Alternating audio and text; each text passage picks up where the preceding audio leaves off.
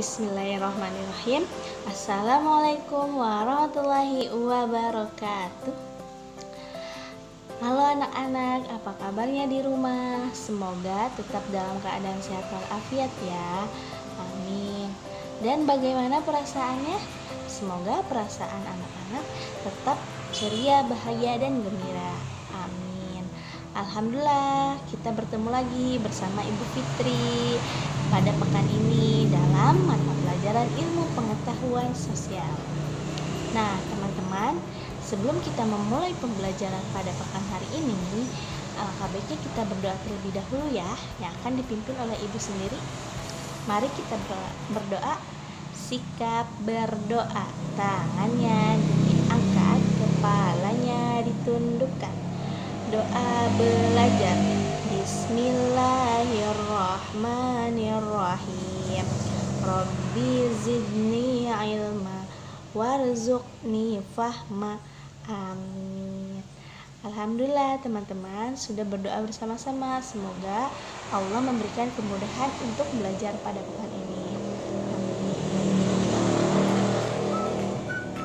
Nah teman-teman, pada pekan ini kita masih di tema 5, yaitu tentang ekosistem, dan subtema 2 terkait hubungan antar makhluk hidup dalam ekosistem. Nah, berikutnya itu ada lagu tema. Itu lagu tema Simbiosis dengan nada Cowboy Junior ya. Mungkin beberapa teman sudah mengetahui nada Cowboy Junior ya ini. Nah, yuk kita bernyanyi bersama-sama. 1, 2, 3. Hei kawan, marilah kita belajar tentang simbiosis. Simbiosis diartikan hubungan antara dua jenis makhluk hidup.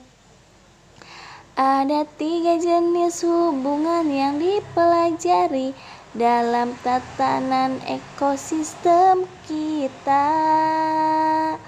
Mutualisme, saling menguntungkan dua belah pihak. Parasitisme dapat merugikan salah satu pihak. Dan komensalisme, hanya satu pihak yang untung, namun pihak lain pun tidak merasa rugi. Alhamdulillah, terima kasih teman-teman sudah bernyanyi bersama-sama. Nah, berikutnya ini terkait subtema kita. Jadi, Ustazah izin untuk menginformasikan terkait subtema kita ya, teman-teman. Yaitu yang pertama ada dalam Quran surat Al-Baqarah ayat 2, Allah Subhanahu wa taala berfirman, sesungguhnya dalam penciptaan langit dan bumi, silih bergantinya malam dan siang, bahtera yang berlayar di laut membawa apa yang berguna manusia, dan apa yang Allah turunkan dari langit dan berupa air. Lalu dengan air itu, dia hidupkan bumi sesudah mati, dan dia sebarkan di bumi itu segala jenis hewan, dan pengisaran angin dan awan yang dikendalikan antara langit dan bumi. Sungguh terdapat tanda-tanda keesaan dan kebesaran Allah bagi kaum yang memikirkannya. Nah, inilah terkait tentang subtema kita yang ada dalam Quran surat Al-Baqarah ayat 2. Nah, selanjutnya itu ada hubungan antara makhluk hidup yang satu dengan yang lainnya saling ketergantungan. Nah, makhluk hidup yang bergantung satu sama lain itu disebut dengan simbiosis. Simbiosis ini dibedakan menjadi 3, yaitu ada simbiosis mutualisme, parasitisme, dan komensalisme. Nah, yang pertama, simbiosis mutualisme adalah hubungan antar dua makhluk hidup yang bersifat saling menguntungkan. Sedangkan simbiosis parasitisme adalah hubungan antara dua makhluk hidup yang mengakibatkan makhluk hidup satu mendapatkan keuntungan dan yang lainnya tidak mengalami yang lainnya mengalami kerugian. Yang ketiga, simbiosis komensalisme adalah hubungan antara dua makhluk hidup yang menguntungkan salah satu pihak tetapi tidak merugikan pihak lainnya. Inilah terkait pengertian simbiosis, yaitu ada simbiosis mutualisme, parasitisme, dan komensalisme. Nah, hubungan-hubungan simbiosis ini dapat kita temui di alam sekitar kita. Begitu juga dengan kegiatan ekonomi masyarakat. Nah, hari ini kita akan belajar terkait materinya, yaitu Indonesia sebagai negara maritim dan agraris. Nah, negara Indonesia dapat disebut juga negara kepulauan. Nah, negara kepulauan merupakan salah satu ciri dari negara maritim. Negara maritim adalah negara yang memiliki luas laut lebih besar dibandingkan dengan luas daratan, yaitu yang terdiri atas pulau-pulau. Oleh karena itu, penduduk yang tinggal di negara maritim banyak memanfaatkan sumber daya kelautannya untuk memenuhi kehidupannya. Inilah terkait pengertian negara Indonesia. Selain itu, berdasarkan geografisnya, Indonesia juga merupakan negara agraris. Negara agraris adalah negara yang sebagian besar penduduknya bekerja sebagai petani yang mengolah pertanian.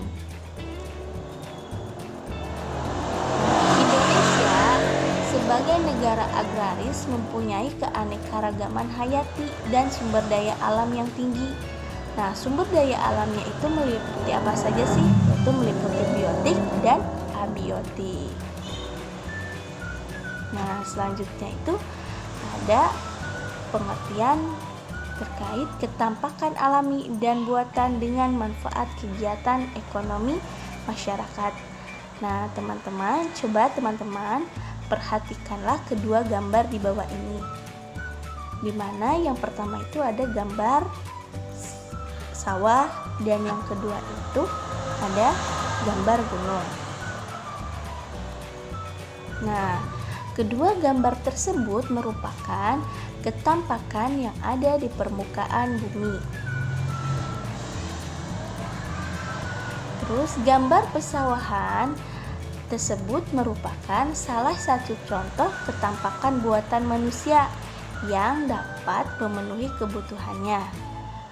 Sedangkan gambar yang kedua itu adalah gambar gunung, merupakan salah satu contoh ketampakan alam ciptaan Tuhan yang sudah ada sejak zaman dahulu dan tidak ada kaitannya dengan manusia.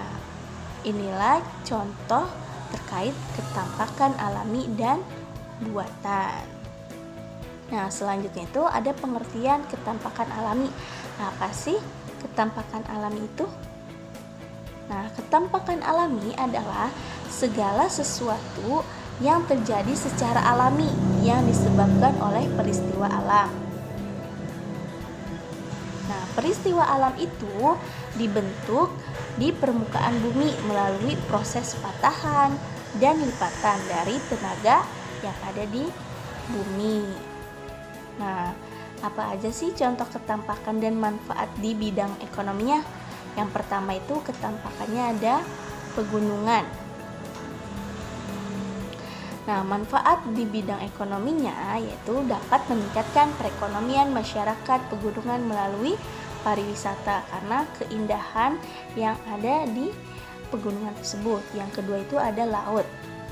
Nah, manfaatnya di bidang ekonomi yaitu dapat meningkatkan hasil jual beli di pasar ikan. Jadi, ketika para nelayan mencari ikan di laut, maka setelah dapat, ikan-ikan tersebut akan disalurkan ke pasar. Yang ketiga itu ada sungai. Nah, manfaat di bidang ekonominya membantu petani tambak memelihara ikan. Inilah contoh ketampakan alami, yaitu ketampakan yang terjadi secara alami tanpa ada prosesnya dengan manusia. Yang kedua itu ada ketampakan buatan. Nah, ketampakan buatan adalah ketampakan yang sengaja dibuat oleh manusia dengan tujuan tertentu. Nah, contohnya dan manfaat di bidang ekonomi apa aja sih? Contoh ketampakan buatan itu yang pertama itu ada sawah. Nah, manfaatnya di bidang ekonomi dapat meningkatkan hasil jual beli di pasar sayur.